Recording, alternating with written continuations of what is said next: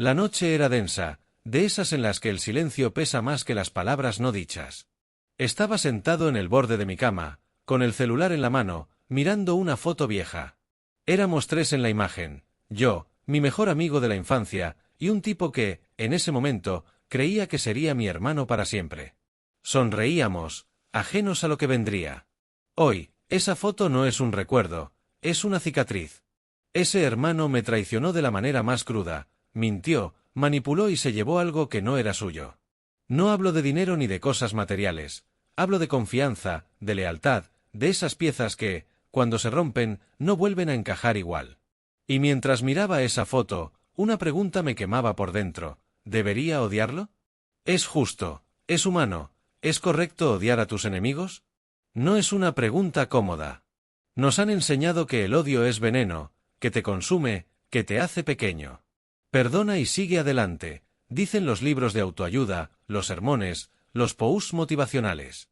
Pero, seamos honestos, cuando alguien te clava un cuchillo en la espalda, el perdón no es lo primero que se te cruza por la mente. Lo primero es rabia. Es un fuego que te quema el pecho, que te hace apretar los puños hasta que las uñas se entierran en la piel. Y si te digo la verdad, en ese momento, odiar se siente bien. Se siente justo. Como si el universo, por un segundo, te diera permiso para devolver el golpe, aunque sea solo en tu cabeza. Piensa en tu propia vida. Seguro tienes a alguien en mente ahora mismo. Un jefe que te humilló frente a todos, un amigo que te vendió por nada, una pareja que rompió promesas que juró cumplir. ¿Qué sentiste cuando pasó? ¿Pudiste sentarte, respirar hondo y decir te perdono como si nada? Yo no. Y apuesto a que tú tampoco.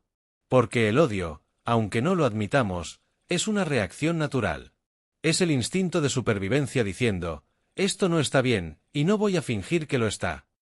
Pero entonces, ¿por qué nos da tanto miedo admitirlo? ¿Por qué nos han convencido de que odiar a quien nos daña es un defecto, algo que hay que enterrar?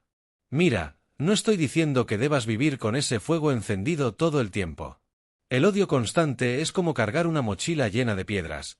Al principio parece soportable, pero con el tiempo te dobla la espalda. Lo sé porque lo he vivido. Hace años, alguien me hizo daño, y durante meses me despertaba cada día con su nombre en la cabeza, imaginando 1000 formas de hacerle pagar.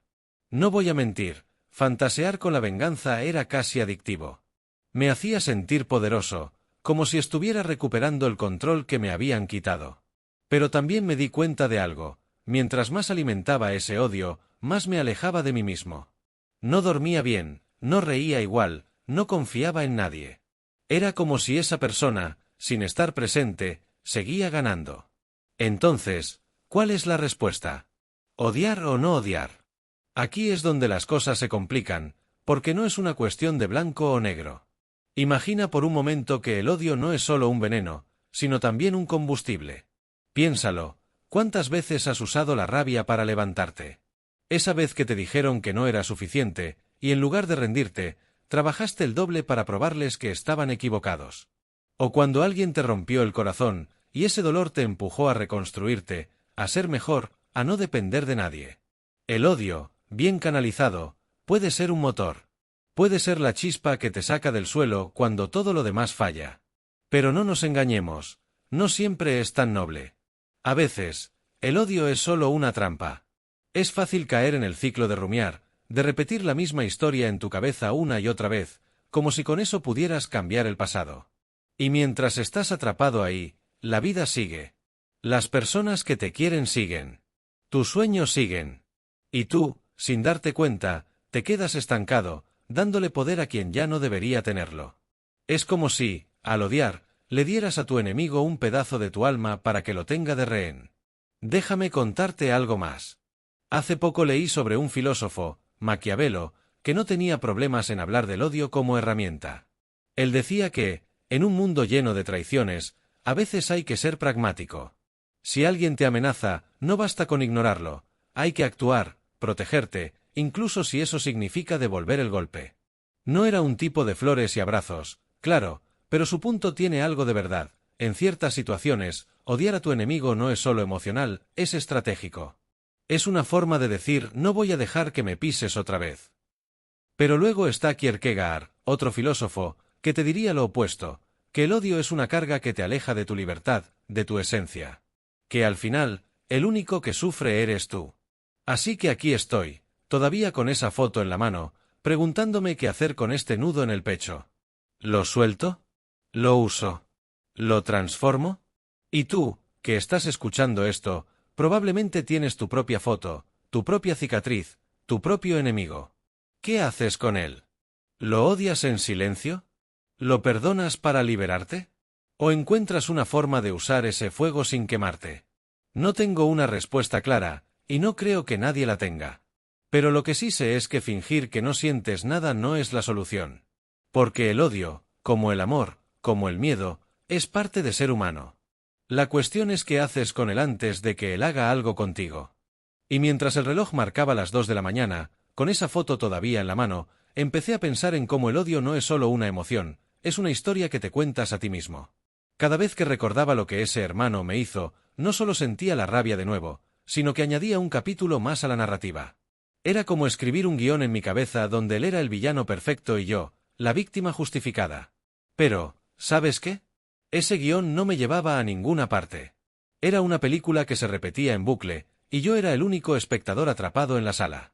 ¿Te ha pasado? Esa sensación de revivir una y otra vez el momento en que alguien te rompió, como si al repetirlo pudieras cambiar el final. Entonces me puse a pensar en algo más grande. ¿Quién decide que es un enemigo? Porque, si lo miras de cerca, un enemigo no es solo alguien que te hace daño. Es alguien a quien tú decides poner en esa categoría. Piénsalo. Hay gente que te hiere y, sin embargo, no los odias. Tal vez porque los quieres demasiado, o porque entiendes por qué lo hicieron, o simplemente porque no les das el poder de convertirse en el malo de tu historia. Pero luego hay otros, como este tipo de la foto, que se ganan el título con todas las de la ley. Y una vez que los etiquetas como enemigos, algo cambia. Es como si firmaras un contrato invisible. Ahora tienes permiso para odiarlos, para justificar cada pensamiento oscuro que cruza tu mente. Pero aquí viene la parte que me dio un golpe. ¿Y si odiar a mi enemigo no es solo sobre él, sino sobre mí? ¿Y si el odio es un espejo? Recuerdo una vez que hablé con un amigo que había pasado por algo parecido. Su jefe lo había saboteado en un ascenso, y él me confesó que, durante meses, no podía parar de pensar en cómo arruinarle la vida. Pero un día, mientras hablaba, se dio cuenta de algo. No era solo que lo odiara. Era que me odiaba a mí mismo por haber confiado en él, por no haber visto las señales. Y eso me pegó fuerte. Porque, si soy honesto, parte de mi rabia contra este tipo de la foto no es solo por lo que hizo, sino por lo que yo permití. Por las veces que ignoré las banderas rojas, por las excusas que le puse, por creerme que la lealtad era mutua. Entonces, ¿es el odio hacia un enemigo una forma de castigarte a ti mismo? No lo sé, pero la idea me da vueltas en la cabeza. Porque cada vez que pienso en él, no solo lo veo a él, veo mis propios errores, mis propias grietas. Y tal vez por eso es tan difícil soltar. Porque soltar el odio sería como admitir que yo también tuve parte en esa traición, aunque fuera solo por ser demasiado ingenuo. Y nadie quiere mirarse al espejo y decir, metí la pata. Es más fácil apuntar al otro y decir, tú eres el monstruo. Pero espera, no todo es tan oscuro. También hay algo liberador en reconocer esto. Porque si el odio es un espejo, entonces tienes el poder de decidir qué reflejas. Piénsalo. Cada vez que eliges rumiar, que eliges alimentar esa rabia, estás dejando que tu enemigo escriba tu historia. Estás dejando que su traición defina quién eres. Y, créeme, no lo merece. Nadie que te haya herido merece ese tipo de poder. Así que, ¿qué tal si cambias el guión? No estoy diciendo que de repente te pongas a meditar y a enviar buenas vibras como si nada. No. Hablo de algo más real, más crudo. Hablo de tomar ese fuego que sientes y usarlo para construir algo que sea tuyo, algo que ese enemigo nunca pueda tocar. Recuerdo haber leído algo de Nietzsche que me marcó. Él hablaba de transformar el dolor en fuerza, de usar las heridas como combustible para crear. Y no te voy a mentir, suena bonito en papel, pero en la vida real es un desastre. Es quedarte despierto a las 3 de la mañana, con el corazón acelerado, preguntándote si alguna vez vas a confiar de nuevo. Es caminar por la calle y sentir que el mundo entero podría traicionarte. Pero también es levantarte al día siguiente y decidir, aunque sea por puro orgullo, que no vas a dejar que esa persona gane. Que vas a seguir adelante, no porque seas un santo que perdona, sino porque eres demasiado testarudo para rendirte. Y mientras pienso en todo esto, miro la foto otra vez. La sonrisa de ese tipo sigue ahí, congelada en el tiempo, pero ya no me quema igual. No es que lo haya perdonado, ni que el odio haya desaparecido como por arte de magia. Es más bien que estoy empezando a entender que odiarlo no es la única opción. Tal vez no se trata de odiar o perdonar, sino de algo en el medio. Algo más humano. Algo como decir, hiciste lo que hiciste, y eso no me define. No voy a dejar que tu traición sea el final de mi historia. Pero, ¿sabes qué? Todavía no estoy seguro. Porque hay días en que el fuego vuelve, y una parte de mí quiere dejar que arda todo. El reloj ya marcaba las 3:30 de la mañana, y la foto seguía en mi mano, como un peso que no podía soltar. La rabia seguía ahí, latiendo como un pulso, pero ahora había algo más, una pregunta que empezaba a abrirse paso entre el ruido. ¿Y si lo perdonaba? No porque fuera noble, no porque lo mereciera, sino porque tal vez, solo tal vez, el perdón fuera la única forma de soltar esta cadena invisible que me ataba a él. Pero, ¿qué es el perdón, realmente? No el que venden en frases bonitas de Instagram, no el que te dicen que practiques para sanar. Hablo del perdón filosófico, el que te obliga a mirar de frente el dolor, la traición, y decidir qué haces con ellos. Porque, si soy honesto, la idea de perdonar a este tipo me revuelve el estómago. Y aún así, no puedo ignorar que filósofos, desde Sócrates hasta Arendt, han tratado de descifrar qué significa soltar el odio sin rendirte a la debilidad. Empecemos con algo crudo. El perdón no es olvidar. Olvidar sería como borrar esa foto de mi teléfono y fingir que nunca existió. Pero las traiciones no se borran, se quedan grabadas, como tatuajes que no pediste. Platón, en sus diálogos, insinuaba que el perdón no es un acto de amnesia, sino de comprensión. Para él, el mal a menudo viene de la ignorancia, la gente hiere porque no sabe, porque está atrapada en sus propias sombras. Si sigo su lógica, entonces este tipo que me traicionó no era un genio del mal planeando mi caída, tal vez solo era un ser humano egoísta, cegado por sus propios deseos. ¿Eso hace que duela menos? No. Pero cambia la historia que me cuento. En lugar de un villano, tengo a alguien que, como yo, es un desastre de contradicciones.